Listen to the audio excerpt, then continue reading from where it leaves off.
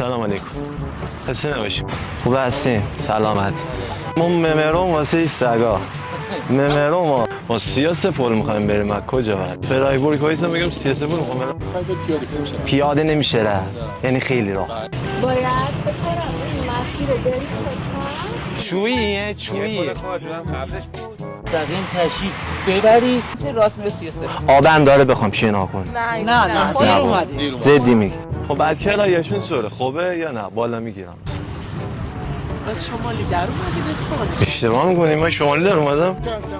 شطور شد. چپ میرسم به فلک کف داره. من یه تا دوباره اونجا سوال نمیدونم چی میگی گرفتم. اینقدر خند نیستم. ولی پس خب اینا مستقیم چه رفتیم؟ میریم بریم فلک چیه که حالا تو لحجه قیتریه باشی راه ها جوی اینا رو پیدا. پس ما مستقیم میرم. خب دم فلکه که رسیدم بعد اینا باز مستقیم میرم. مستقیم. بعد میرم دست راستا میرم پایین. آره دادا. لحجه عوض. آره از مشهد هم میتونی. از مشهدم راه داره. آره. از این سوپریه. نه، اینها. کجا؟ چرا میخوای منو بفرستی برم؟ دو دوری مخفیه. یه دست کن بدین اگر رضایت دارین. اگر که رضایت دارین که پخش بشه. رضایت دارین؟ نه جدا میگم اونجا نگاه کنین. یه دست کن بدین که رضایت بشه.